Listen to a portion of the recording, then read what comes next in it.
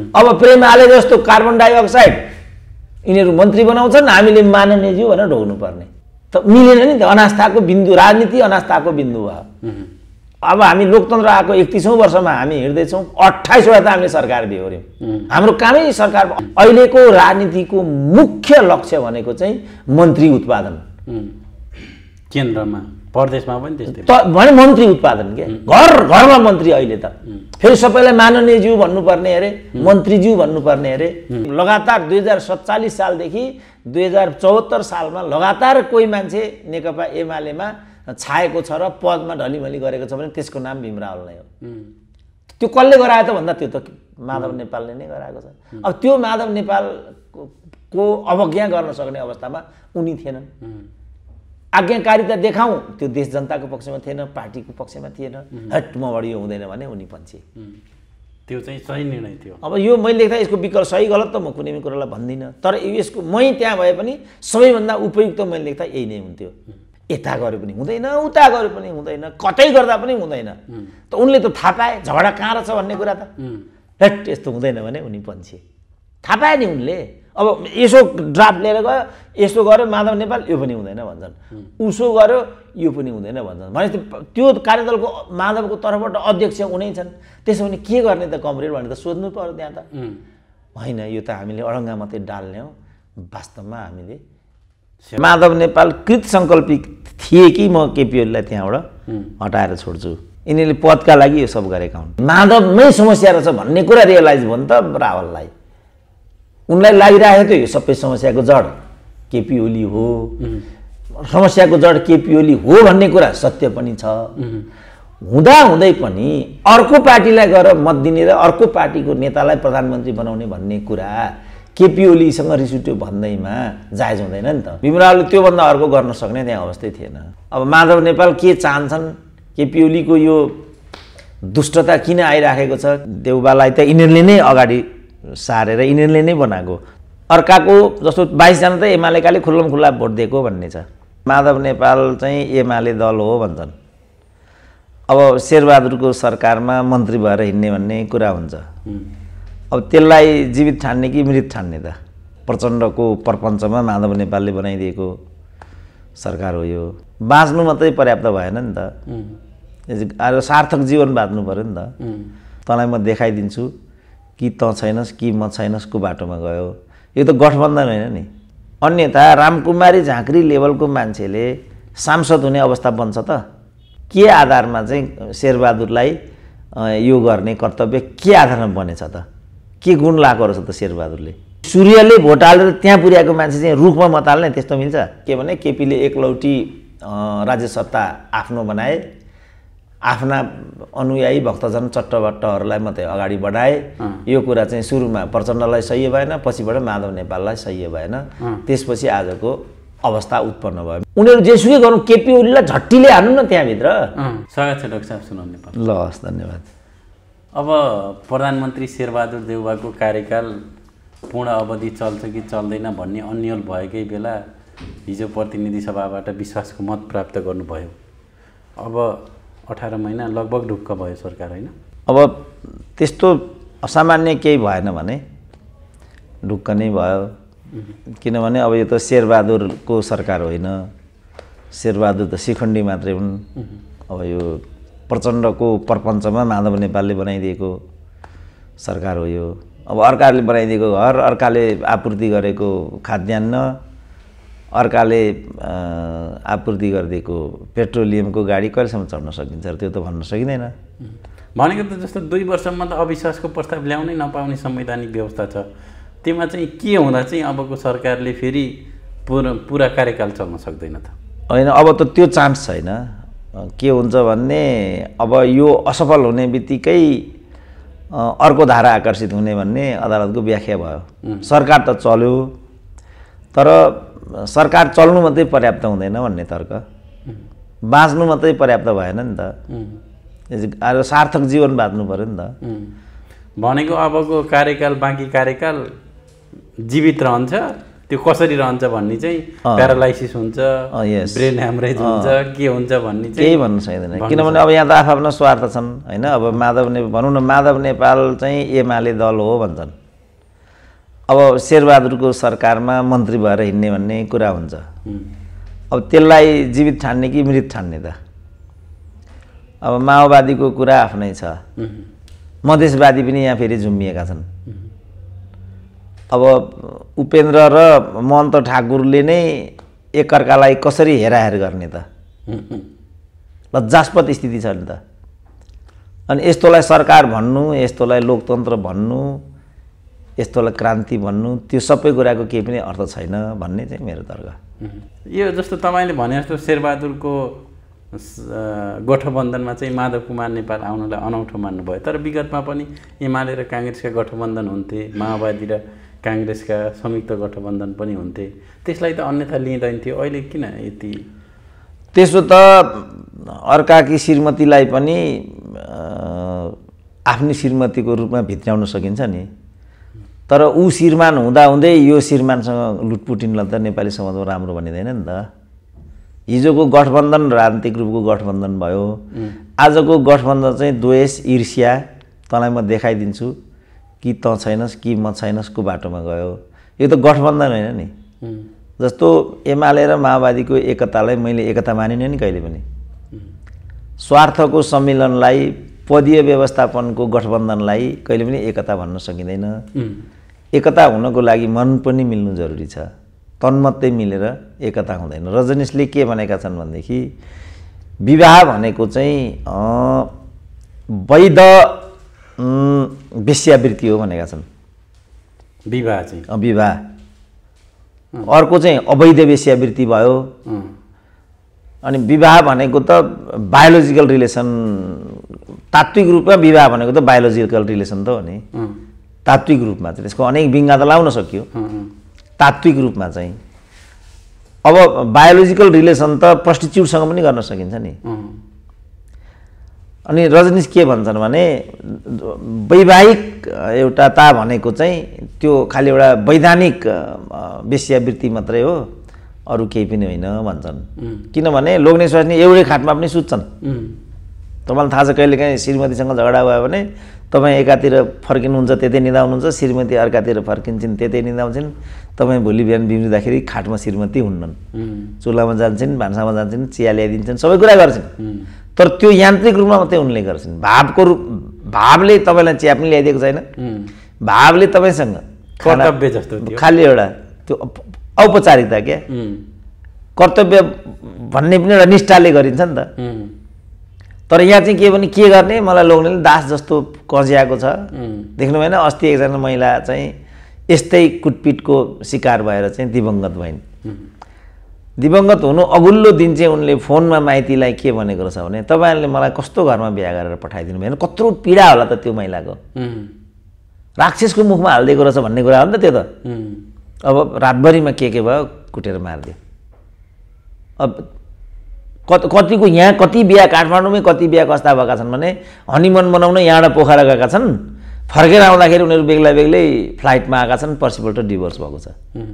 बिहा पनि भयो, हनीमुन पनि मनाइयो, तर त्यो चाहिँ एउटा सपना जस्तो भयो, भावनात्मक रूपमा भएन, केही मतलबै भएन। अझ रिलेसनको लागि भयो, रिलेसन स्वार्थको लागि भयो। के लिनु दिनु थियो त्यहाँ, अब दहेजको थियो कि बा बिहाको नाममा डिभोर्स पछि सम्पत्ति हत्याउनसँग सम्बन्धित थियो कि अब के थियो, बा इखा इख देखाउनको लागि थियो कि तँलाई म देखाइदिन्छु, तँलाई म अथवा बर्बाद गरिदिन्छु।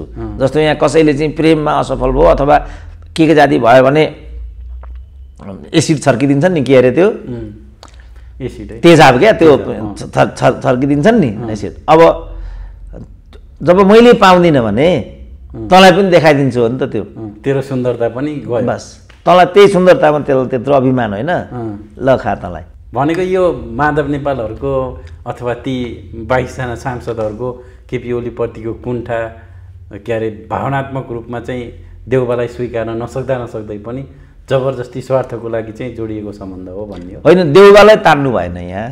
देउबालाई त यिनीहरूले नै अगाडि सारेर यिनीहरूले नै बनाएको। जस्तो योचोटि मत दिँदा अरूले 8-9 जनाले बरु अनुपस्थित भए, माधव नेपालले 1 नम्बरमै उभिएर दिएन नि, किनभने यो गरेकै माधव नेपालले थियो र माधव नेपाल कृत सङ्कल्पित थिए कि म केपी ओलीलाई त्यहाँबाट हटाएर छोड्छु। अब यो चिज कस्तो हो भन्ने तर्क हो यो, किनभने भोलि पनि यो घटना मानिनु घट्यो भने यसलाई कसरी हेर्छन् त दलहरूले भन्ने तर्क हो। कतिले यहाँ माधव नेपाल केपी ओलीसँग पनि लगेर जोड्ने गरेका छन्, यो त्योसँग सम्बन्धित छैन। यिनीहरूमा केही पनि फरक छैन, त्यो मैले त्यो दोहोऱ्याएर भन्छु फेरि। यिनीहरू घिउ बेचुवा र तरबार बेचुवा हुन्, यिनीहरू कोही भने पनि यिनीहरूमा केही फरक छैन। यिनीहरूले पदका लागि यो सब गरेका हुन्। यो नेपाली जनता पनि छैन यहाँ, राष्ट्रियता पनि छैन यहाँ, देशभक्ति पनि छैन यहाँ, केही पनि छैन। जनादेश पनि यो होइन, जनादेश त स्थायित्वको पक्षमा हो।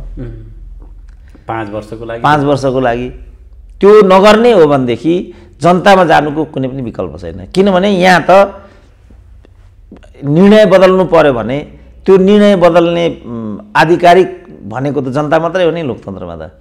न्यायालयले त्यो जनसरकारको राजनीतिक मुद्दामा न्यायालयले निरूपण गर्ने विषयवस्तु छैन नि त। न्यायालयको काम त अर्कै हो नि, न्यायालयको काम राजनीतिक एउटा मुद्दा निरूपण गर्ने होइन नि। भनेको जस्तो अहिलेको सरकार चाहिँ अर्काको विश्वास ल्याएर राखेर अवैध गर्भधारण गरे जस्तै हो होइन। यो जुन अहिले चाहिँ जुन एउटा प्रपञ्चबाट सरकारको निर्माण गरे, यो सरकार निर्माण गर्ने प्रक्रिया र अर्काकी श्रीमतीसँग लसपस हुने प्रक्रिया एउटै हो। जस्तो शेरबहादुरलाई राम्रोसँग थाहा छ नि त, किनभने उनी त एउटा डेमोक्रेटिक लिडर हुन्। उनको चाहिँ 61 स्थानमा उनको विजय छ। अब 61 स्थानमा उनको विजय छ र सरकारको जनताको जनादेश भनेको चाहिँ प्रतिपक्षमा भूमिका खेल्नको लागि हो। अब उनले मत पाएछन् 165, आफूभन्दा 3 डबल भयो नि त। अनि यसको लोकतान्त्रिक मर्म चाहिँ के हो त भन्ने कुरा हो यो। अर्काको जस्तो 22 जना त एमालेकाले खुल्लमखुल्ला भोट दिएको भन्ने छ। अदालतले यसमा फ्लोर क्रसको नियम पनि लाग्दैन भनिदिएको छ। लाग्दैन त नियम फ्लोर क्रस? बहुदलीय व्यवस्थामा फ्लोर क्रस पनि नलागे कहाँ चाहिँ लाग्छ त नियम? त्यसो भने बहुदलीय व्यवस्थामा पनि दलीय अनुशासन परिपालन गर्नु नपर्ने हो भने कहाँ चाहिँ पर्ने हो त? त्यसो भने साधारण घर गृहस्थमा पनि घरायसी अनुशासन त मान्नुपर्छ होला नि। कत्रो अन्याय हुन्छ घरमा, छोली चेलीले बुहारीहरूले कस्तो बुहार्तन खप्नु परेको हुन्छ, तर घरको इज्जतको लागि भनेर उनीहरू चाहिँ आँसु पिएर त्यो बुहार्तन खपेर त्यो भनेको बुहारीलाई जोसँग गएर सुते नि सुत भने यो त त्यो आयो नि त यहाँ। खोइ त दलीय मर्यादा खोइ त ल्याउनु त मान्छेले विवाहिता महिला पनि लिएर आएका हुन्छन् नि। त्यो विवाहिता महिलालाई ठ्याक्कै घरमा ल्याउनु र 2 रात सुत्नुमा त फरक हुन्छ होला नि त। यो ठ्याक्कै त्यस्तै अवस्था हो। त्यो कुरा दलीय व्यवस्थामा मान्य हुँदैन। अब प्रधानमन्त्रीको लागि त ढुक्क हुनुभयो। अब एमालेका 22 जनाले फ्लोर क्रस पनि गरे। यो फ्लोर क्रस चाहिँ अदालतले व्याख्या गरे पनि दलीय व्यवस्थामा चाहिँ सही छैन भन्ने तपाईँको निष्कर्ष हो? होइन, मेरो निष्कर्ष भन्ने कुरा होइन। दलीय व्यवस्थामा यस्तो पाइँदैन नि त। त्यसो भने त जहाँ जे गरे पनि भयो नि त। यसका त निश्चित अनुशासनहरू हुन्छन्, त्यसको निश्चित पद्धति हुन्छ, दल सम्बन्धी निर्देशिकाहरू हुन्छ, नियमहरू हुन्छन्। छैन भने पनि अभ्यासद्वारा यसलाई चाहिँ परिष्कृत गरेर लानुपर्ने हुन्छ।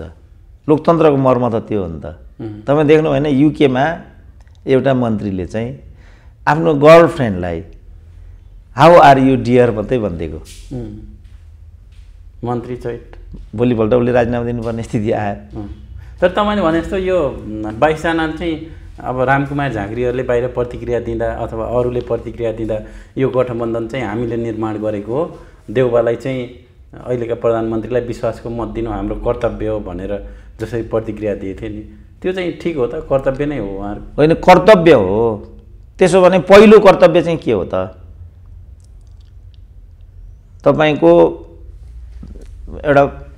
तपाईँ विवाहिता मान्छे हुनुहुन्छ, दुईजना टुरा बच्चालाई सडकमा देख्नुभयो, तपाईँलाई चाहिँ अनुराग पलायो, यिनीहरूलाई म पढाइदिन्छु लेखाइदिन्छु भन्ने भयो। अब त्यो बेलामा तपाईँले घरमा पनि तपाईँको अलरेडी 2टा छोरा छन्, तपाईँको कर्तव्य कता कति हो त ल भनिदिनु मलाई। यी दुईजना टुराप्रति कति हो, घरमा भएका दुईजना आफ्ना छोराछोरीप्रति कति हो त? उनको यो गर्नु उनको कर्तव्य रहेछ मैले माने। जुन पार्टीले उनलाई त्यहाँ पुर्यायो त्यसप्रतिको कर्तव्य चाहिँ के हो त? अन्यथा रामकुमारी झाँक्री लेभलको मान्छेले सांसद हुने अवस्था बन्छ त? बनायो नि त पार्टीले, मूल्याङ्कन गर्यो, त्यहाँ पुर्यायो। अब अहिले व्यवस्थित तरिकाले गर्न सकेको भए मन्त्री हुने कुरा पनि हुन्थ्यो। अनि त्यो गर्नेलाई चाहिँ त्यो गर्नेप्रति चाहिँ कुनै कर्तव्य नहुने, अनि बाटामा भेटिएका यी 2टा टुरालाई चाहिँ मैले पढाउनु पर्ने मेरो कर्तव्य छ भनेर घरका छोरालाई लात मार्ने हो भने त्यो कस्तो अभिभावक हो भन्ने कुरा आएन। के आधारमा चाहिँ शेरबहादुरलाई यो गर्ने कर्तव्य के आधारमा बनेछ त? के गुण लगाएको रहेछ त शेरबहादुरले? त्यो भनेको अब आफ्नो अध्यक्षले मनोमानी तरिकाले अघि बढ्नुभयो, आफ्ना कुरा सुन्नु भएन, उहाँहरूका कुरा 2 पटक जबरजस्ती संसद विघटन गर्नुभयो भन्ने उहाँहरूको गुनासो। अब शेरबहादुरलाई बनाएपछि त्यो न्यायोचित हुन जान्छ त? अब त्यसको लागि त पार्टी नै भित्र बसेर सङ्घर्ष गर्नु पर्यो नि। कि भीमरावको जस्तो नैतिकता देखाउनु पर्यो? बरु भीमरावले एउटा नैतिकता देखा, भीमरावको पनि त कुरा त यही हो नि। ठुलो हदसम्म उनले पनि सङ्घर्ष गरेका हुन्, अन्त्यमा उनी चाहिँ यो निर्णयमा आए। त्यही दलले दिएको न्यानो, त्यही दलले दिएको अवसर, त्यही दलले दिएको सुविधा चाहिँ तपाईँ भोग्ने, आफू सूर्य चिन्हबाट मत लिएर माथि आउने, अनि आफूले कर्तव्य पुरा गर्ने बेलामा चाहिँ रुखमा मत हाल्ने, त्यस्तो मिल्छ? जनतालाई सूर्यमा भोट हाल भन्ने, अनि सूर्यले भोट हालेर त्यहाँ पुर्याएको मान्छे चाहिँ रुखमा मत हाल्ने, त्यस्तो मिल्छ? कल्पना पनि गर्न सकिँदैन यस्तो। यो कल्पनातीत कुरै होइन यो, किनभने यसले खराब नजिर बस्छ के भोलि अर्कोले पनि यही गर्छ। फेरि जस्तो मान्यौँ यति गरेर माधव नेपाल त्यही पार्टीको अध्यक्ष बने, रामकुमारी झाँक्री महासचिव भइन्, ल मानिलिउँ, किन रामकुमारी झाँक्री हुन्नन् भन्ने त केही छैन, भइन्। अनि यही हरकत चाहिँ प्रदीप गेवालीहरूले गरे, ईश्वर पोखरेलहरूले गरे, त्यसलाई कसरी व्याख्या गर्छन् त उनीहरू? भिन्न मत उनीहरूका नि आउला, भिन्न मत त आइहाल्छन्। अनि हामीले भनेको मानेन, त्यसो भने अब हामी चाहिँ कमल थापालाई प्रधानमन्त्री बनाउँछौँ, हाम्रो कर्तव्य बन्छ यो भन्दै हिँड्ने त? त्यसो भने यो तेरो मेरोसँग हाम्रो सम्बन्धित विचार छैन, मेरो चाहिँ तेरो मेरोसँग यो सम्बन्धित कुरा होइन। मेरो खाली भनाइ के भने दलीय व्यवस्थामा दल सम्बन्धी नियम, अनुशासन, पद्धतिका कुराहरूलाई हामी चाहिँ उपेक्षा गर्न सक्दैनौँ। निर्दलीयमा पनि यस्तो गरेको छैन क्या। विगत समयमा सूर्यबहादुरको समूह, लोकेन्द्र बहादुरको समूहले आफ्नो धर्म परिपालन गरेका छन्, हामी देखेका छौँ नि। म सूर्यबहादुर थापाले राजीनामा दिए भने राजाले, दिन्न म फेस गर्छु सरकार भने, ल त फेस गर भन्ने कुरा हो। 140 मा 17 भोट पाए सूर्यबहादुर थापाले। सूर्यबहादुर समूहका 17 जनाले त फ्लोर क्रस गरेनन् नि, 17 जना त सूर्यबहादुरसँग रहिरहे नि त, जबकि त्यो निर्दलीय व्यवस्था थियो। निर्दलीय व्यवस्थामा पनि जस्तो भनौँ न, अब यो महाकाली सम्बन्धी सन्धि हुँदाखेरि पनि त्यहाँ एउटा भोट चाहिँ के भएको छ, त्यो एउटा भोट निष्क्रिय जस्तो बसेको छ क्या त्यहाँ मतदान हुँदा। त्यही एउटा निष्क्रिय भोटको कारणले महाकाली पारित गर्यो एमाले। त्यहाँ कस्तो हुँदो रहेछ भनेदेखि कम्युनिस्ट पार्टीको पद्धति अनुसार वैकल्पिक सदस्यले चाहिँ मतदान गर्ने अधिकार राख्दो रहेनछ। पछि मनमोहन अधिकारी बिरामीको कुरा आयो, अनि त्यो अनुपस्थित भएकोलाई चाहिँ वैकल्पिकको वरियतामा परेको वैकल्पिक केन्द्रीय सदस्यले चाहिँ मतदान दिन पाउँदो रहेछ। अनि मनमोहनको मताधिकार त्यो मान्छेले प्रयोग गर्यो, र र त्यो यस्तो निर्णायक मतदान थियो कि मनमोहन अधिकारी चाहिँ महाकालीको पक्षमा मतदान नगर्नेमा थिए उनी, तर उनलाई जबरजस्ती विधामा राखियो। उनको तर्फबाट जसले मतदान गर्यो महाकालीको पक्षमा मतदान गरिदियो, त्यसले झ्याम्मै पारित भयो। त्यतिले महाकाली पारित भयो। अब के गर्नुहुन्छ यो? मनमोहनको विचार होइन त्यो। मनमोहन महाकालीको पक्षमा छैनन्, तर प्रक्रियासङ्गत तरिकाबाट आउँदाखेरि पार्टीले गर्यो, पार्टीले निर्णय गरेर पार्टीको लिडर मनमोहन पनि थिए, तिनको भारी तिनलाई पनि गयो। अब के गर्नुहुन्छ तपाईँ? पार्टी सिस्टम भनेको चाहिँ त्यस्तो हो, नगरे पनि जस खेप्न पर्यो, उपाय छैन। पार्टीमा जे भन्यो त्यो चाहिँ कि बहुमत पुर्याउनु पर्यो, नभए मान्नु छैन। यही कुनै पनि भनौँ न, यही कुनै पनि सङ्गठनात्मक संरचनात्मक चाहिँ जुन व्यवस्थापनको जुन विधि हुन्छ, तपाईँको यही संस्था भन्नुहोस् न, यसमा तपाईँको एउटा सम्पादकीय नीति छ।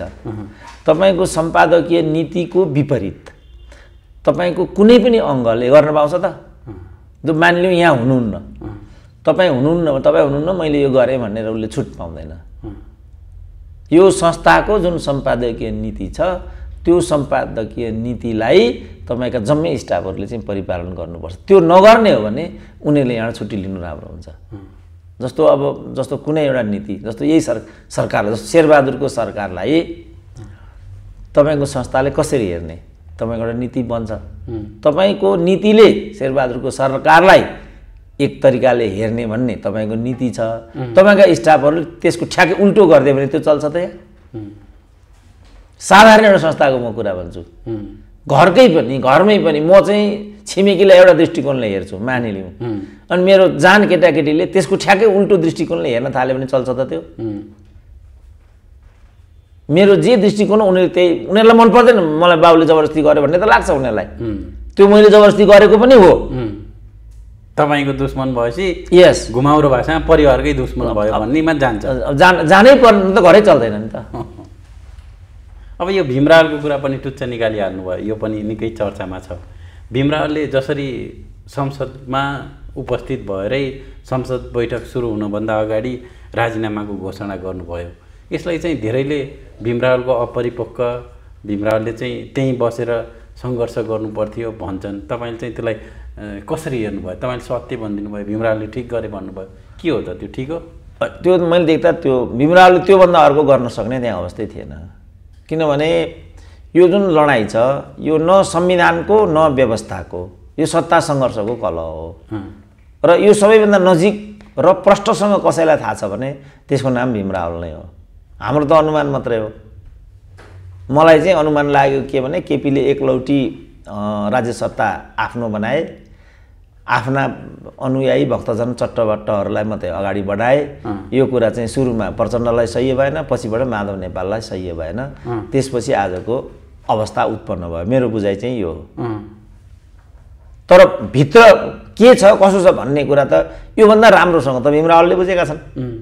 त्यसपछि उनले राजीनामा पत्रमै के लेखे भनेदेखि यो नेताहरूको व्यक्तिगत स्वार्थ, ईर्ष्या, द्वेषसँग सम्बन्धित कुरा भयो, यसमा नेपाली जनता इत्यादि कहीँ पनि आकर्षित भएन। यस्तो चिजको म साँची बस्न नसक्ने भएको हुनाले अब उनलाई धर्म सङ्कट भयो। पोलिटिकल साइन्सका डक्टरेट हुन् भीमरावल। दल सम्बन्धी सम्पूर्ण पद्धति, प्रक्रिया, त्यसको आचार विचार सबैभन्दा बढी कसैलाई थाहा छ त्यो हाउसमा भने भीमरावललाई नै हो। लका पनि ग्रेजुएट हुनु नि, ट्यालेन्ट विद्यार्थी पनि हुन्। अब माधव नेपाल के चाहन्छन्, केपी ओलीको यो दुष्टता किन आइराखेको छ, किन कृष्ण गोपाल र प्रेम आले जस्ता ल्वाङ्गेहरू मात्रै त्यहाँ मन्त्री हुन्छन्, किन गोकुल बाँसकोटाको मात्रै हस्ती हुन्छ भन्ने कुरा त भीमरावललाई त झलझली थाहा छ नि त। यस्तो कुराको साँची भएर बस्नु उपयुक्त हुँदैन भन्ने एउटा संवेदनशील मान्छेलाई लाग्नु स्वाभाविकै हो। उनी गए त्यहाँभित्र कि घनश्याम भुसाल जस्तो बहिष्कारको लाइनमा उभिएर बाहिर आउनु पर्यो, त्यो पनि कुटिलतापूर्ण हो। बहिष्कार गरौँ भनेर बहिष्कार गरेको होइन, किनभने के नियोजित हो त्यो होइन। केपी ओलीकै 8-10 जना त्यस्ता खालका छन् नि, यी के भन्ने अब यस्तालाई, दुर्भाग्यले यस्ता जनताका प्रतिनिधि भए। 8-10 जनाले दिएपछि त शेरबहादुरको त अपेक्षा गरेको भन्दा 138 को अपेक्षा थियो, 165 पुगिसक्यो। अनि त्यहाँ किन चाहियो त घनश्याम भुसालहरू?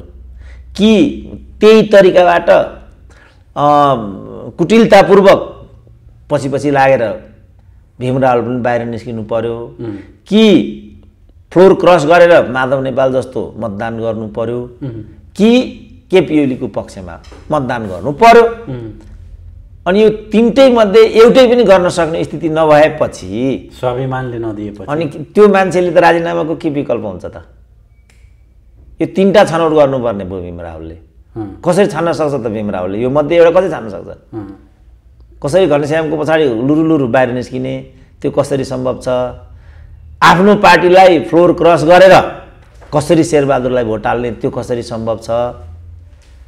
नहाल्ने कसरी जुन माधव नेपालले 4 चोटि उप प्रधानमन्त्रीसम्म बनायो त्यो कसरी सम्भव छ त?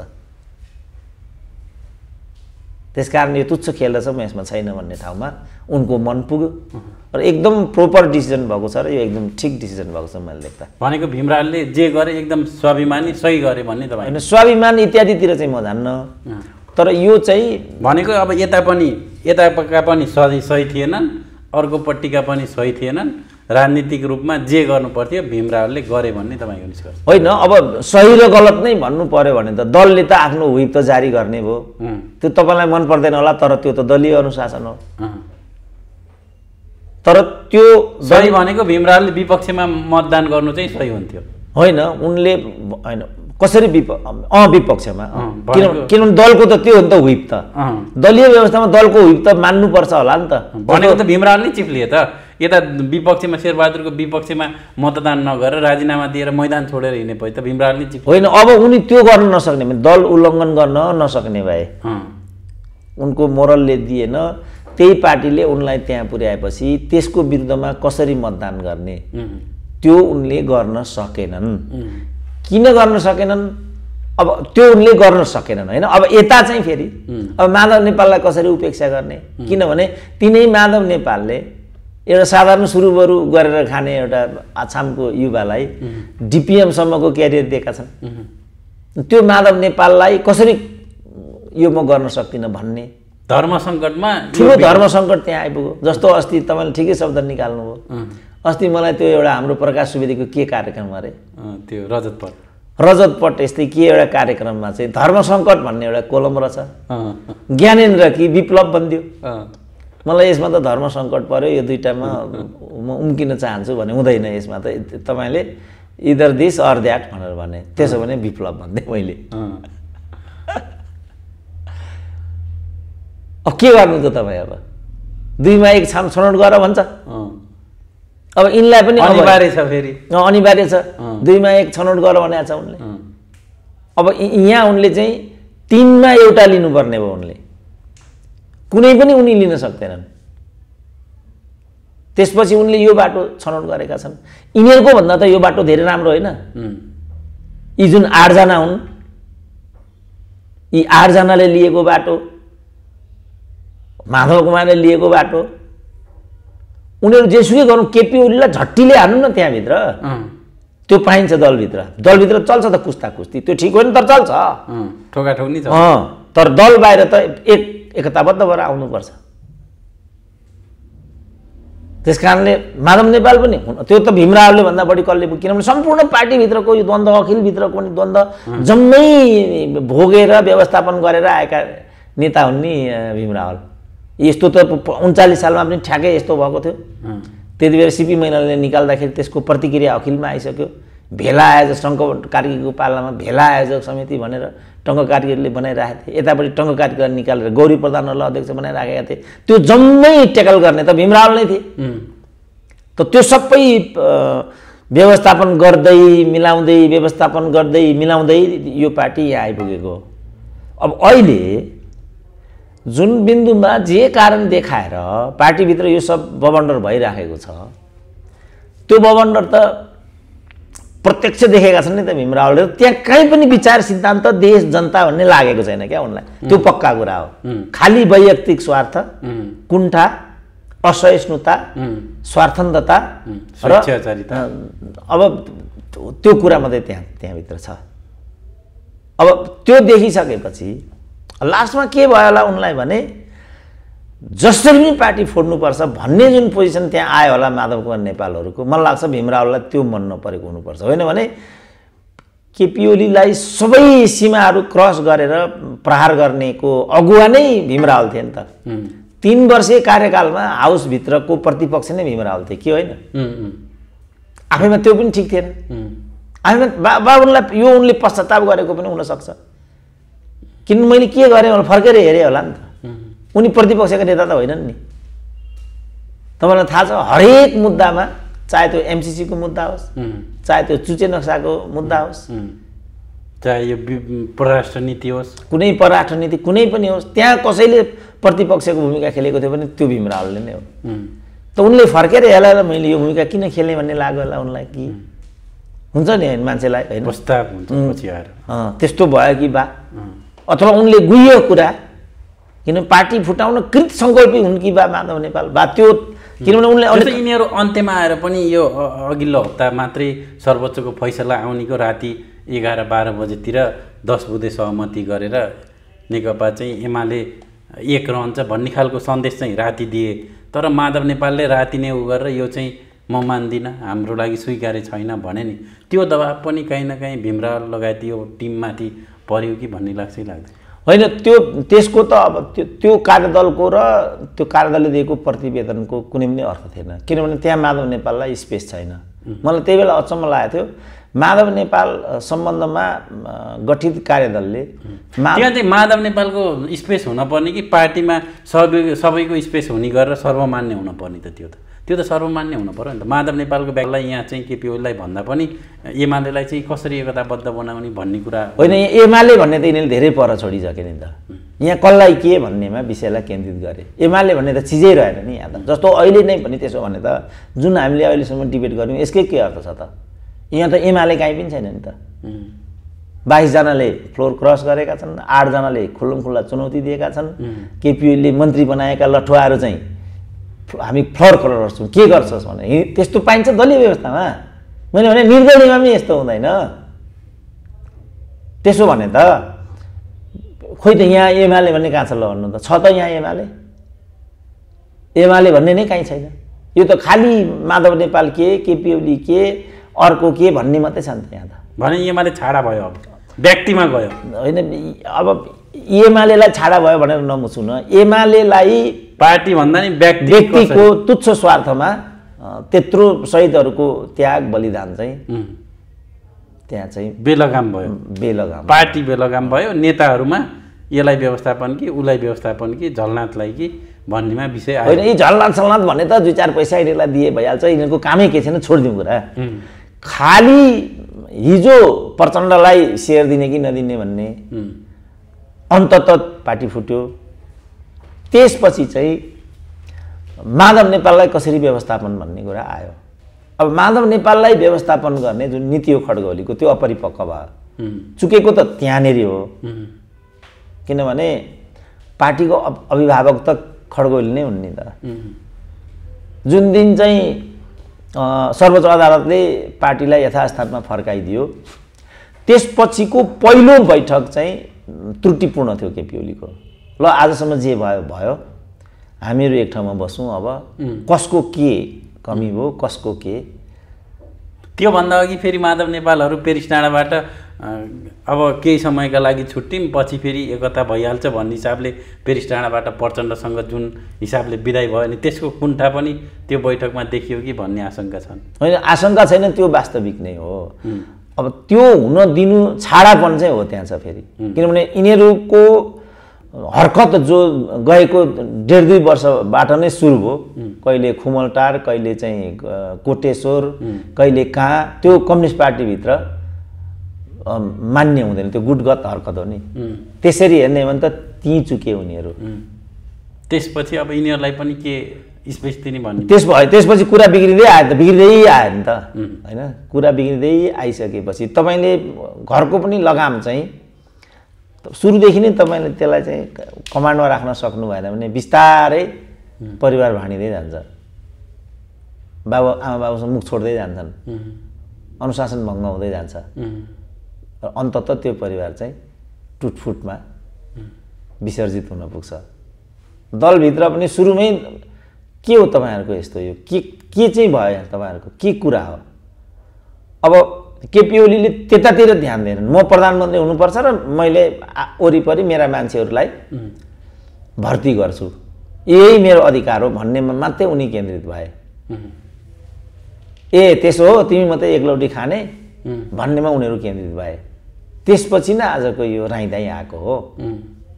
त्यसकारण मैले भनेको के भने अब त्यो क्रममा पार्टीलाई यथास्थानमा फर्काइदियो अदालतले। यथास्थानमा फर्काइदिए पछिको जुन पहिलो मिटिङ हो त्यो पहिलो मिटिङमा चाहिँ यो नीति अख्तियार गर्नु पर्थ्यो भन्ने मेरो पुरानैदेखिको सुझाव हो र त्यो कुराले अहिले आएर चाहिँ भ्यालिडिटी पनि किन पाउँछ भने आखिरी त एमाले 3 आइपुग्न बाध्य भयो नि त। जेठ 2 कोनी के 5 भन्थे नि त यिनीहरू पहिला भने बिचा वैराग्य हिँडे फेरि सहमति गर्दा त्यही बिन्दुमा आइपुग्यो नि त। भनेपछि त्रुटि त त्यही बिन्दुबाट भएको छ नि त उनीहरूको। त्यसकारण फेरि त्यो पनि एउटा बार्गेनिङको माध्यम जस्तो पहिला माधव नेपालले भने केपी ओलीले मानेनन्, पछि केपी ओलीले माने ल त्यही जाम्न त भन्दा फेरि माधव नेपालले मानेनन्। अब ढिलो भइसक्यो। तपाईँलाई एउटा रोग चाहिँ लाग्यो होइन, तपाईँले एन मौकामा त्यसलाई डायग्नोसिस गरेर चाहिँ अनि ट्रिटमेन्ट थाल्नुभयो भने तपाईँको रोग निको हुन्छ। होइन भने क्यान्सर हुने भनेको त्यही त हो नि। यहाँ क्यान्सर भइसक्यो, 2 वर्षदेखि दबाई खाइराखेको छैन, बिरामी ऐया भनेको भनाइ छ। लास्टमा अनि डाक्टर बैठकमा पुर्याउँदाखेरि तपाईँहरू ढिलो आउनुभयो भन्थ्यो। तेस्रो चरणमा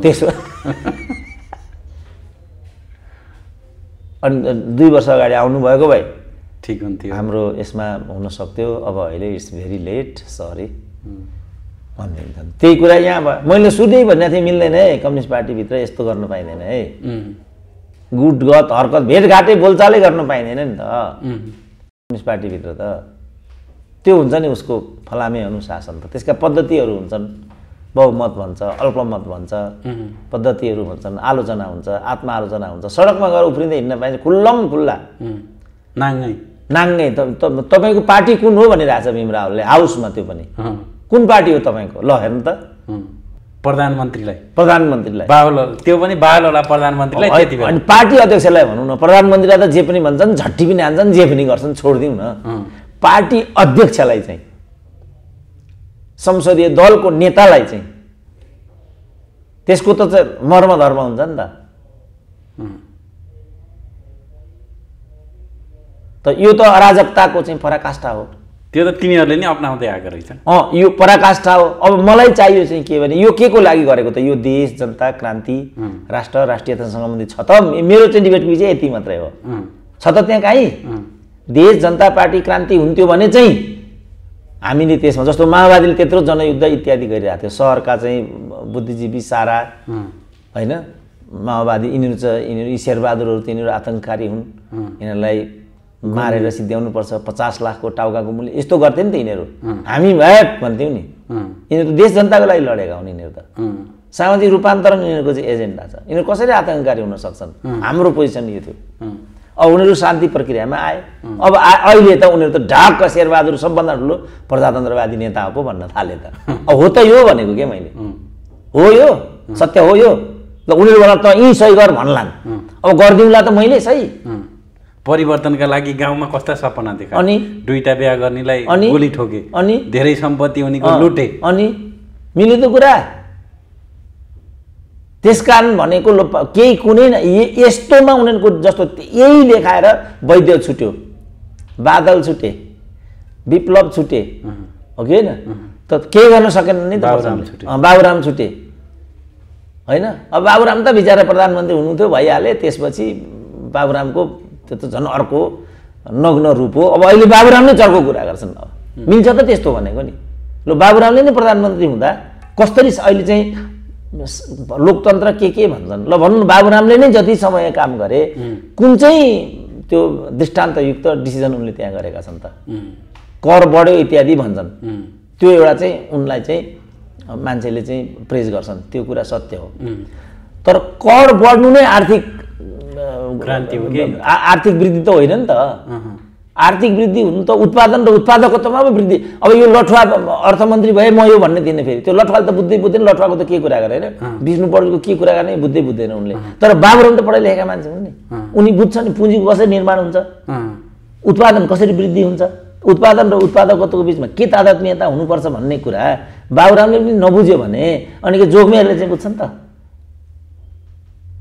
कृष्णगोपालले बुझ्छन्, प्रेम आलेले बुझ्छन्, कार्बन डाइअक्साइडले बुझ्छन् त्यस्ताले।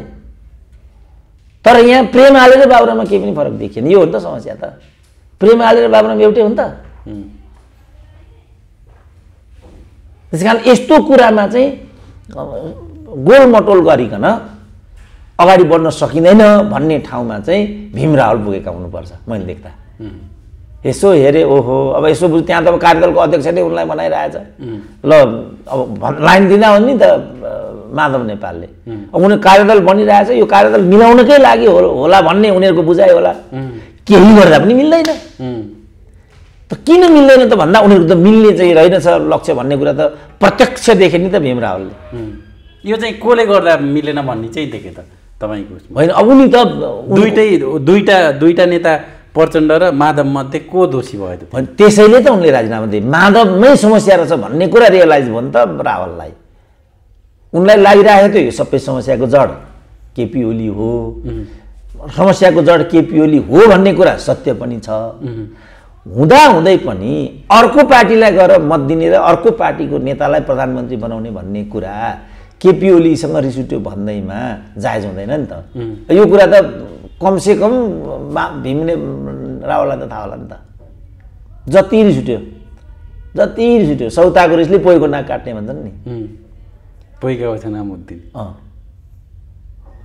त्यस्तै हो। अब होइन सौता बिचरा कति खपेका, बिचरा हाम्रा दिदी बहिनीहरूले कति खपेका हुन्छन् त।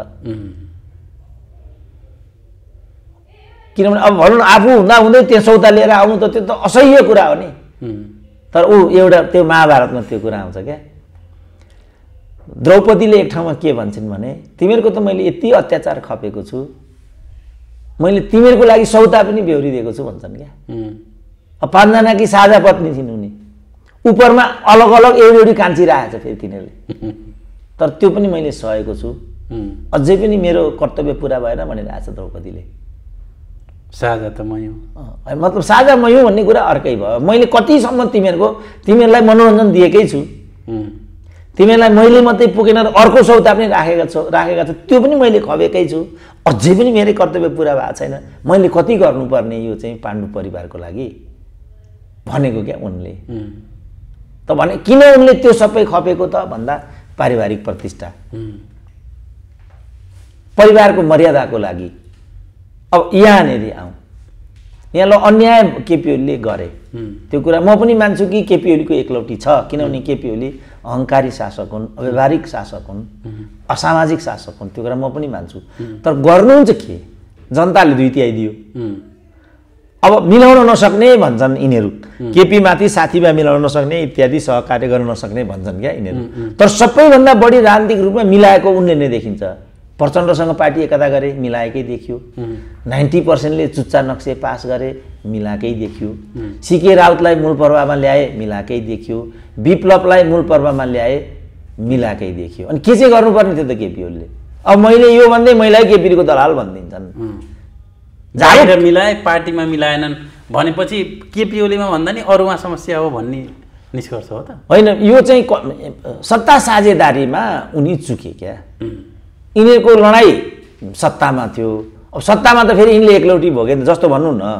उनले चाहिँ महन्त ठाकुरको 17 सदस्यीय चाहिँ पार्टीलाई 11 मन्त्री दिए। अब माधव नेपालका पनि 22 जना त रहेछन्। त्यो 22 जना मध्ये 9 जनालाई मन्त्री दिएको भए के बिग्रिन्थ्यो त? आउँदै आएन नि त, आऊ भनेको त। होइन मन्त्री त्यो बेला दिएनन् होला क्या, जस्तो भीम रावललाई पनि दिएनन् नि त, पक्का कुरा हो नि त। हाम्रो यो काले मन्त्री के अरे उताको मोरङको लालबाबु पण्डितलाई नै दिएनन्, निकाले नि। थम्माया थापालाई नै निकाले नि त। गोकर्ण विष्टलाई नै निकालेन नि त। जब 17 जनाको 11 जनालाई दिनु थियो भनेदेखि त यिनीहरू पनि 22 जनाका 7 जनालाई दिँदा के बिग्रिन्थ्यो त? नदिएकै देखियो। र मुख्य कुरा चाहिँ उनले एकदम नटोरियस पात्रहरूलाई अगाडि बढ मन्त्री भन्न पनि घिन लाग्छ। प्रेम आलेकै कुरा भयो, हाम्रो कृष्ण गोपालकै कुरा भयो, गोकुल बाँसकोटाकै कुरा भयो। मलाई लाग्छ इभन ईश्वर पोखरेललाई एउटा मन्त्रालय दिएर चाहिँ व्यवस्थित गर्ने सम्मको पनि एउटा सदाशयता केपी ओलीले नदेखाएको नै देखियो। र हरेकचोटि पछिल्लो पटक जो 3 जना मन्त्रीहरू बनाए, 3 जना मन्त्रीमा कसलाई कसलाई बनाए भन्नु त? एउटा त युवराज खतिवडा राजदूत बनाए हैन। त्यसपछि हाम्रो एउटा सञ्चार मन्त्री के नाम भन्नु त? पार्वत गुरुङहरूलाई जुन बेला क्याबिनेटमा ल्याएका थिए त्यो बेला चाहिँ प्रचण्डसँग को गरौँ त भनेर प्रचण्डसँग एउटा, माधव नेपालसँग एउटा, अनि अमेरिकाको राजदूतमा कसलाई गरौँ त भन्ने किसिमको त्यति गरिदिएको भए यो कुलडाउन हुँदै हुँदै आउने स्थिति हुन्थ्यो। अब तिनीहरू पदकै लागि लडेको थियो। त्यसमा त 2 मात्रै भएन। अनि उनीहरूले चाहिँ त्यहाँ के गरे, उहाँले एकलौटी तरिकाले चाहिँ तिनीहरूलाई उहाँले अगाडि बढाउनु भयो। अब वास्तवमा पार्वत गुरुङ पनि पर्फेक्ट जेन्टलमेन रहेछन्, मन्त्री बनाउन लायक मान्छे रहेछन् भन्ने कुरा पछि मेरो एउटा कार्यक्रममा भेट भएको थियो। मलाई त्यस्तो लाग्यो, लायक मान्छे त लायकै रहेछन्। तर मलाई नै पनि उनको बारेमा के एउटा इम्प्रेसन थियो भनेदेखि यो दाहिने देब्रे गर्ने मान्छे भन्ने त्यस्तो खालको। त्योभन्दा पहिला मेरो मानसपटलमा पनि त्यो थियो उनको बारेमा। अब यो प्रेम आले कस्ता रहेछन् भन्ने कुरा त अब देखिगयो, कृष्ण गोपालको कुरा पनि देखिहाल्यो। अब उनीहरूले अष्टलक्ष्मी जस्तो साक्य जतिको मान्छेलाई पनि परिवर्तन गर्न चाहेको देखिएन। अब अमृत बोरा त बिचरा कहाँ परे, मोहनचन्द्र त मागेरै हिँडिराखेका छन्।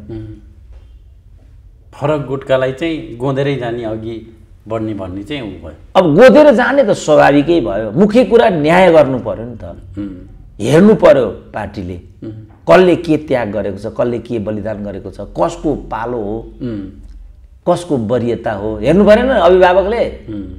घरमा पनि मान्छे भन्छन् नि त, आमा बाबुले त्यो हेर्न सकेनन् भने अनि घरभित्रको कलहको जड त्यो हो भन्छन् नि।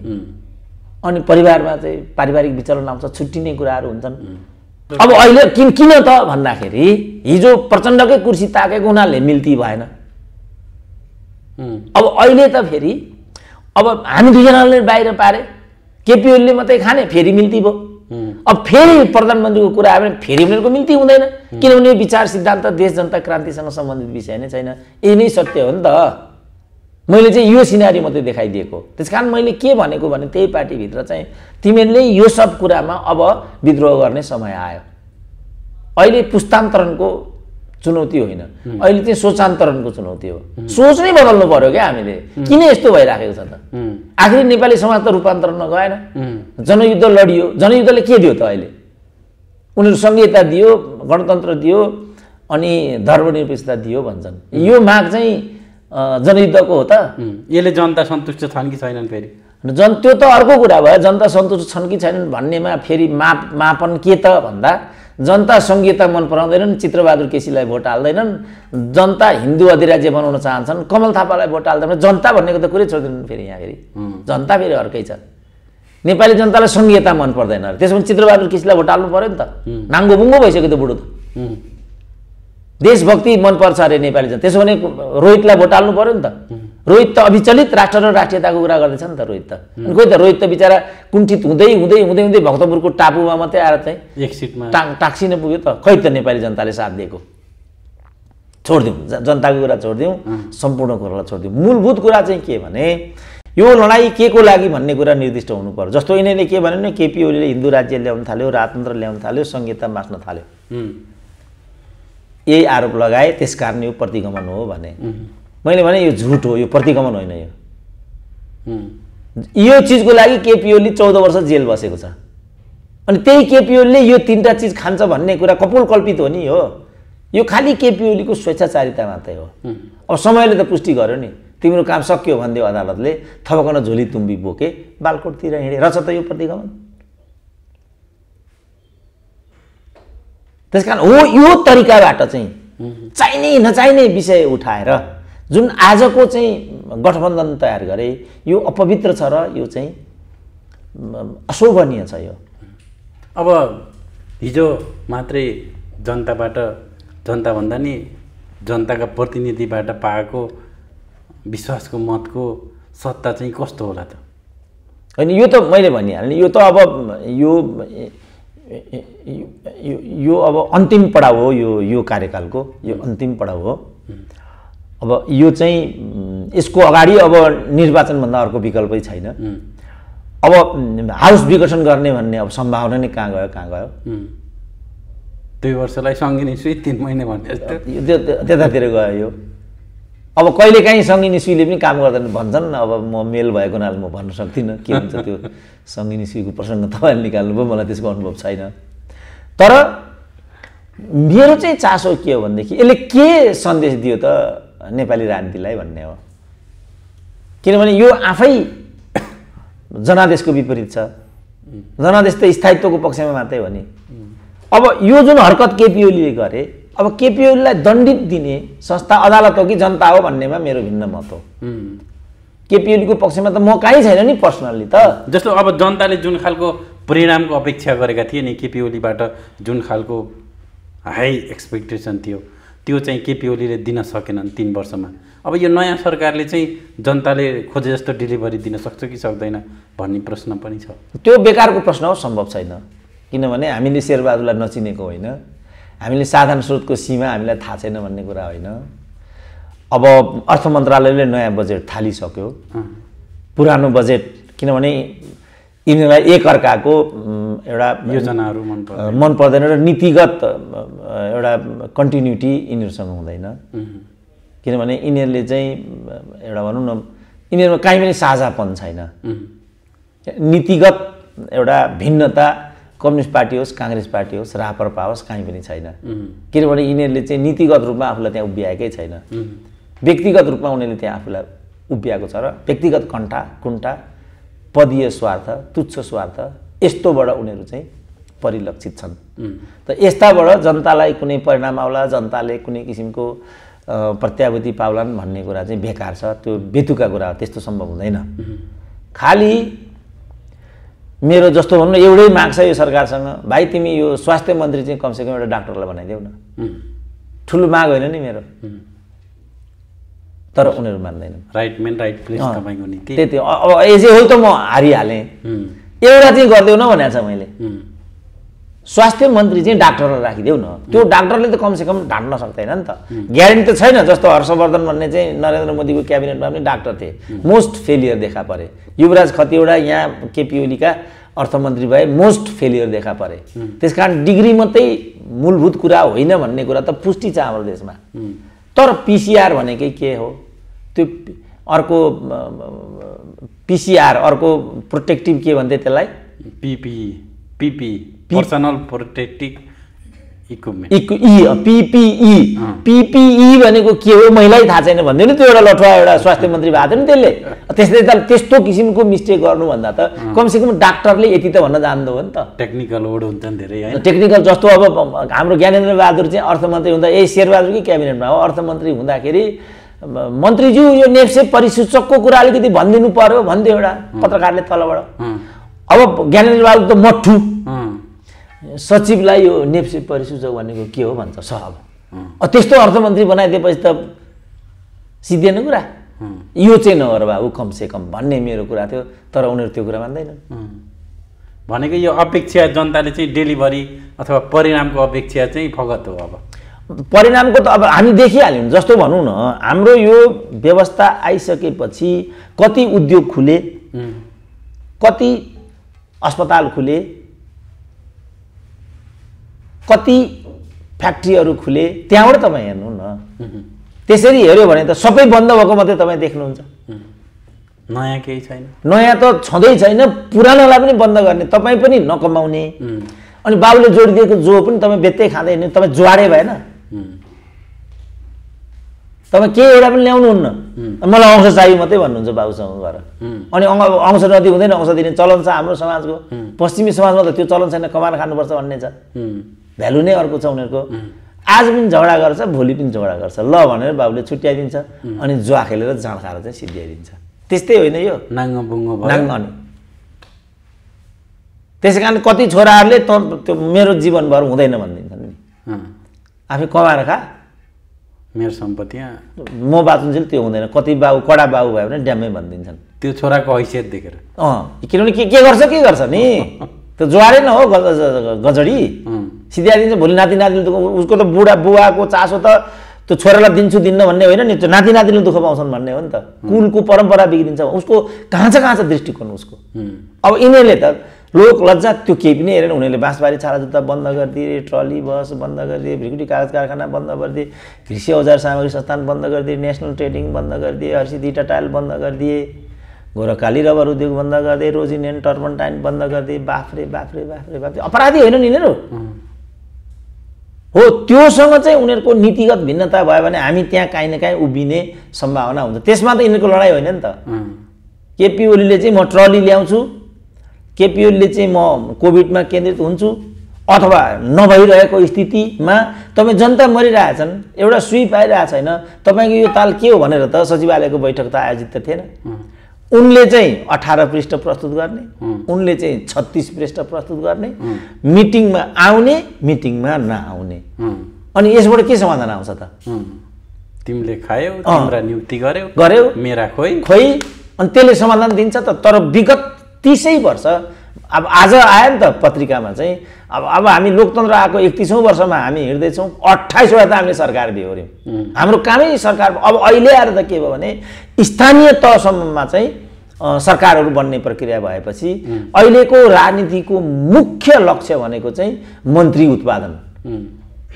केन्द्रमा प्रदेशमा पनि त्यस्तै भने मन्त्री उत्पादन के घरमा मन्त्री अहिले त फेरि सबैलाई माननीयज्यू भन्नुपर्ने अरे मन्त्रीज्यू भन्नुपर्ने अरे अब प्रेमाले जस्तो कार्बन डाइअक्साइड यिनीहरू मन्त्री बनाउँछन् हामीले माननीयज्यू भनेर ढोग्नु पर्ने त मिलेन नि त अनास्थाको बिन्दु राजनीति अनास्थाको बिन्दु भयो राजनीति त आस्थाको बिन्दु पो हुनुपर्छ त राजनीति भने त जनताको धुकधुकी हो नि नेता भनेको त पिपुल्स लिडर्स आर द आइज अफ द नेसन भन्छन् कुनै पनि देशको आँखा के हो त देश आफैले त केही पनि देख्दैन भूगोल आफै त बोल्दैन नि त त्यो भूगोललाई बाँडी दिने भनेको त नेता हो नि त त्यसकारण नेतालाई चाहिँ राष्ट्रको आँखा भनिन्छ अब आँखै फुलो पर्यो भने तपाईँ के देख्नुहुन्छ भन्नु त अहिले यो नेताहरूमा आँखामा फुलो परेको हुनाले यस्तो भएको आँखामा फुलो परेको छ भने केही पनि देख्दैन जतै पनि एउटा राजदूत भएको देख्छन् एउटा परराष्ट्र मन्त्री भएको देख्छन् एउटा कि स्वास्नी राष्ट्रपति भएको देख्छन् अर्का कि स्वास्नी स्पिकर भएको देख्छन् खै त हजुरले उहाँ राष्ट्रपति भइसके खोइ त हामीलाई चाहिँ के मतलब यसरी भन्न थाल्छन् रात दिन किचकिच यसरी अनि त्यसैका लागि शहीदले बलिदान गरे हो त भन्ने कुरा हो यसैका लागि कार्यकर्ता बिचारा कतिको सपना यसमा चाहिँ समाप्त भएको होला कति अपाङ्ग भएका होलान् कति भविष्य खोजिरहेको कति के होला त उनीहरूको आवाज चाहिँ खोइ त यहाँ भनेको क्या त्यसको लागि त उद्योग खोल्नु पर्यो त्यसको लागि रोजगारी बढ्नु पर्यो त्यसको लागि अस्पताल विस्तारित हुनु पर्यो अनि आफै आफ लोकतन्त्रको प्रतिफल मान्छेले पाइहाल्छ त्यो भयो भने उसलाई यो सरकारको रात दिनको रोइलोसँग के मतलब हुन्छ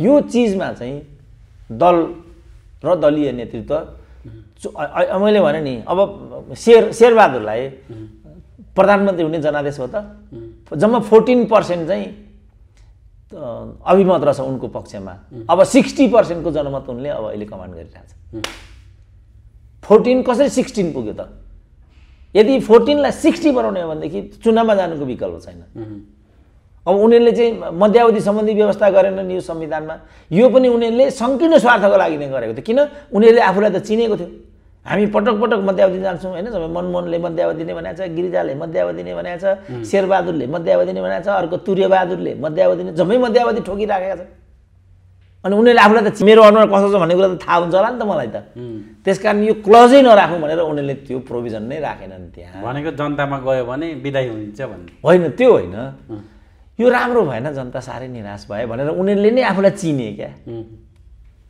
जस्तो एउटा झड्याले एउटा अर्कोले चाहिँ भोलिदेखि छोड्छु भन्छ नि किन उसलाई थाहा हुन्छ कि म गलत गर्दैछु तर अब आदत से मजबुर भने जस्तो नखाइ त ऊ खुट्टै टेक्न सक्दैन आज एउटा चाहिँ खान्छु भोलिदेखि म खान्न भन्छ फेरि भोलि गोदिहाल्छ किन खुट्टै टेक्न सक्दैन नि अदरवाइज यो लागु पदार्थवालाको कुरा पनि त्यही हो खुट्टै टेक्न सक्दैन त्यो भोलि कहिले पनि आउँदैन भने चाहिँ यहाँ पनि मैले त दिने गर्न भनेको थिएँ हेर अब यो चिज चाहिँ मध्यावधितिर जान्छ हाँस्थे मान्छे, संवैधानिक व्यवस्था छैन, के को मध्यावधि भन्थे।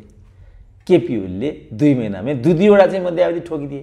ल भन्नु त देशको एउटा दुईचोटि प्रधानमन्त्री भइसकेको त्यत्रो एउटा हाइट भएको नेताले वरिपरि सल्लाहकार इत्यादि पनि होलान्, महान्यायाधिवक्ता पनि त्यहाँ छन्। त्यसकारण मैले भने संवैधानिक निकायमा सल्लाहकार इत्यादि राख्दाखेरि आफूभन्दा जान्ने राख्नुपर्छ भन्ने कारण यो थियो। जस्तो हाम्रो सुशील प्याकुरेललाई चाहिँ राष्ट्रपतिले सल्लाहकार राखेकी थिइन्। यो अग्नि सापकोटाको प्रकरणमा विरोध गर्दै उनले चाहिँ राजीनामै दिए नि त। यो ठिक भएन, यो राम्रो हुँदैन। उनीमाथि अनेक मुद्दाहरू छन्। त्यस्तो बेलामा उनी जस्ताको चाहिँ स्पिकरमा नियुक्ति हुन्छ भने मलाई यो कुरा मान्य छैन भने उनले राजीनामा दिए। मान्छेको संवेदनशीलता भनेको त यो हो नि त। अब अहिले दोस्रो राजीनामा भीम रावलको आयो। अब यहाँ पनि जस्तो अग्नि खरेल पनि वास्तवमा पन्छे नि त। तेस्रो नाम म लिँदैछु राजीनामै दिनेको कुरा गर्दाखेरि, पन्छे नि त। किनभने अग्नि खरेलले पनि देखे कि, किनभने अग्नि खरेल संविधान निर्माता मध्येमा एकजना हुन्। मध्यावधिको प्रोभिजन त वास्तवमा अहिलेको संविधानमा राखेकै थिएन। जस्तो यो 76 को 5 को पनि के मकसद हो भन्ने बारेमा त्यहाँभित्र छलफल भएको थियो अरे क्या। र अहिले अदालतले जतातिर व्याख्या गरिराखेको छ त्यसको अन्तर्वस्तु त्यही नै हो भन्ने कुरा, त्यो व्याख्याको जुन व्याख्या गर्दाखेरि जुन पक्ष विपक्षहरू हुन्छन् त्यो जम्मै रेकर्डेड हुन्छ अरे त्यहाँ। त्यो अदालतले मगाएपछि वास्तवमा त्यो चाहिँ अहिले अदालतले जस्तो किसिमको फैसला दिएको छ त्यस्तै किसिमको अभिप्राय थियो भन्ने अर्थ निकालेको छ अरे त्यो अदालतले त्यहाँ। त यो नेतृत्वले पनि यो सबै अनुभवको आधारमा हामी पटक पटक मध्यावधिमा गयौँ। यो चाहिँ जनतालाई झन्झट भयो, त्यसकारण यो प्रोभिजनै नराखौँ भनेर मध्यावधिको प्रोभिजन नराखेको। तर मध्यावधिमा त गए। अब यो त राम्रो हुँदैन कि उपयुक्त सल्लाहकारहरू त्यहाँ राखिदिएको भए, हैसियत भएका सल्लाहकारहरू त्यहाँ राखिदिएको भए राम्रो हुँदैन होला प्रधानमन्त्रीज्यू त भनिदिन्थ्यो होला नि त एउटा बाबुको छोराले त।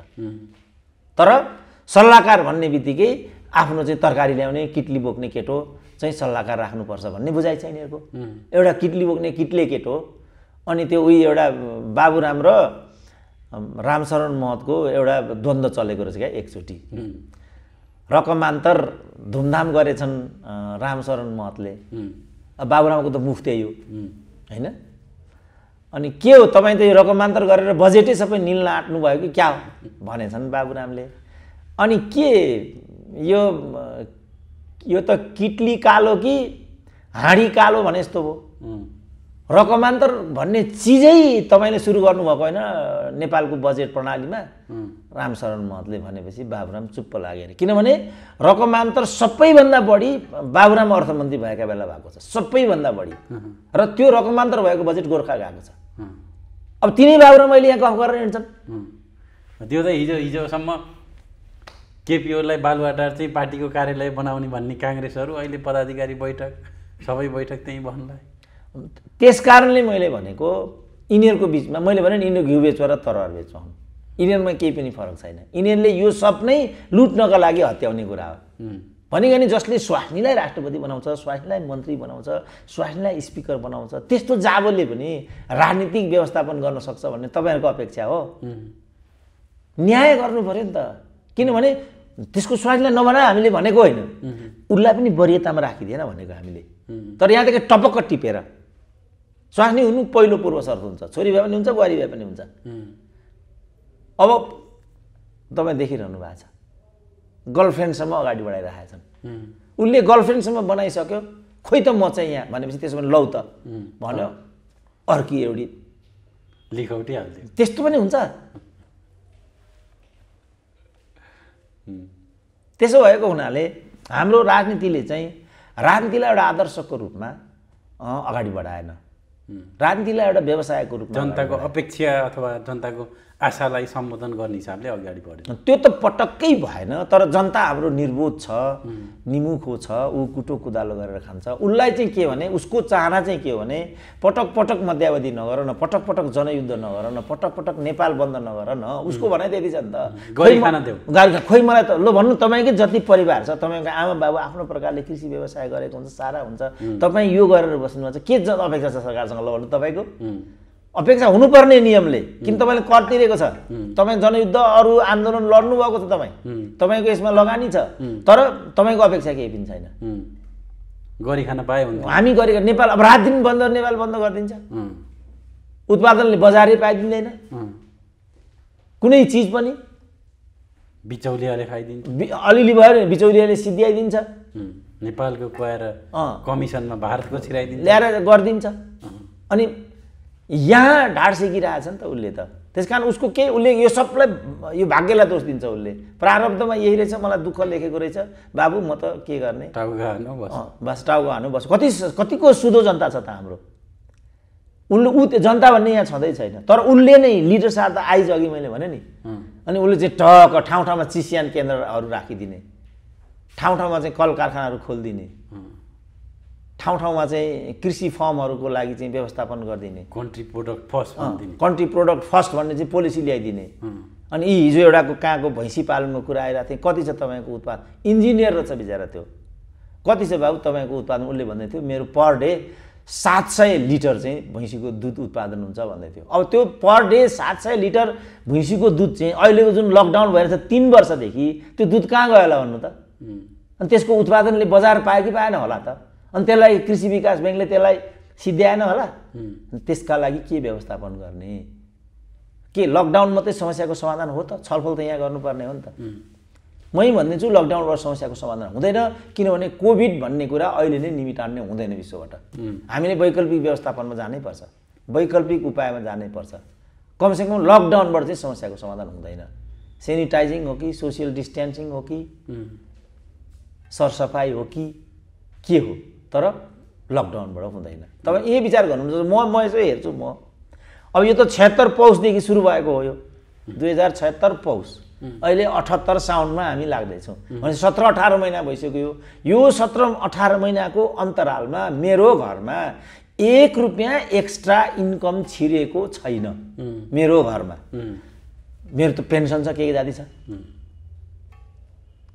त्यसकारण मेरो जीवन चलिराखेको छ। जो आजै कमायो आजै, भोलि कमायो भोलि खानुपर्ने अवस्थाको होला। 3 वर्ष उसको घरमा 1 रुपियाँ नगइकन समय बित्यो भने उसले के खाइरहेको होला भन्नु त? मिटिङमा त यो आवाज पो उठाउनुपर्छ त। आज जनता यहाँ छ, तपाईँहरू यहाँ पदको लागि रोइलो गरेर हिँडिरहनु भएको छ, यो के कुरा हो तपाईँहरूको? भीमरावले राजीनामा दिनु कुनै अर्को उपाय थिएन मैले भनेको त्यस कारणले हो क्या। यता गरे पनि हुँदैन, उता गरे पनि हुँदैन, कतै गर्दा पनि हुँदैन। त उनले त थाहा पाए झगडा कहाँ रहेछ भन्ने कुरा त। हेट यस्तो हुँदैन भने उनी पन्छे थाहा पाए नि उनले। अब यसो ड्राफ्ट लिएर गयो, यसो गर्यो माधव नेपाल, यो पनि हुँदैन भन्छन्, उसो गर्यो यो पनि हुँदैन भन्छन्। भने त्यो कार्यदलको माधवको तर्फबाट अध्यक्ष उनै छन्। त्यसो भने के गर्ने त कमरेड भनेर त सोध्नु पर्यो त्यहाँ त। होइन, यो त हामीले अडङ्गा मात्रै डाल्ने हो, वास्तवमा हामीले शेरबहादुरलाई नै सपोर्ट गर्ने त्यो त छँदैछ। पार्टी फुटाउने कि नफुटाउने भन्ने कुरा हो नि। वास्तवमा हामीले चाहिँ केपी ओलीलाई नदेखायो भने कामरेड भने होला। अनि उनलाई थाहा भयो यो त केपी ओलीलाई देखाउने कुरा पो रहेछ, हाम्रो त प्रेसर मात्रै होला भन्ने बुझाइदियो, यो त देखाउने नै कुरा रहेछ भने यो काम म गर्न सक्दिनँ भनेर उनले अब राजीनामा अब सहौँ अब भनिहाले नि। उनलाई चाहिँ लगातार 2047 सालदेखि 2074 सालमा लगातार कोही मान्छे नेकपा एमालेमा छाएको छ र पदमा ढलिमली गरेको छ भने त्यसको नाम भीमरावल नै हो। त्यो कसले गरायो त भन्दा त्यो त माधव नेपालले नै गराएको छ। अब त्यो माधव नेपालको अवज्ञा गर्न सक्ने अवस्थामा उनी थिएनन्। आज्ञाकारिता देखाउँ त्यो देश जनताको पक्षमा थिएन, पार्टीको पक्षमा थिएन। हट मबाट यो हुँदैन भने उनी पन्छे। त्यो चाहिँ सही निर्णय थियो। अब यो मैले लेख्दा यसको विकल्प सही गलत त म कुनै पनि कुरालाई भन्दिनँ, तर यसको मै त्यहाँ भए पनि सबैभन्दा उपयुक्त मैले लेख्दा यही नै हुन्थ्यो। त्यस कारण उनले त्यो निर्णय लिनुपर्ने स्थिति त्यहाँ उत्पन्न भयो। अब सही हो कि गलत हो कि त्यसमा अब हामी डिबेट गर्दै जाउँला होइन। तर मैले त्यहाँ अर्को विकल्प केही पनि देख्दिनँ। जस्तो केपी ओलीसँग त अनेक विकल्पहरू थिए। र ठिक छ, तपाईँलाई यही पार्टीको अध्यक्षमै तपाईँहरूको यसको अनुराग हो, लाएर पार्टी चलाउनुहोस् भनिदिन सक्थे उनी। विकल्प छन् नि केपी ओलीसँग त। अब यो हाम्रो माधव नेपाल ल भइगयो, अहिले तपाईँले यति गरिहाल्नु, आलोचना आत्मालोचनाको विधिबाट जाऊँ, आउने महाधिवेशनमा तपाईँले 22 यहाँबाट पन्छिनुपर्छ, ल ठिकै छ। माधव नेपालसँग पनि विकल्प थियो। अब भीमरावसँग के विकल्प थियो ल भन्नु त? कार्यदलमा छन्, कार्यदललाई फङ्सनल हुन दिँदैनन् माधव नेपालले। अब पार्टी यहाँ फुट्न आँटिसक्यो, फ्लोर क्रस गरेर अर्को दलको नेतालाई चाहिँ प्रधानमन्त्री बनाऊ भन्छन्। अब त्यो कसरी गर्ने त भीमरावलले? भइगयो भने उनले आफूलाई आत्मनिर्णय गरे, पन्छे। यो सबभन्दा राम्रो विकल्प थियो। कसैले पनि गर्ने विकल्प नै यही हो।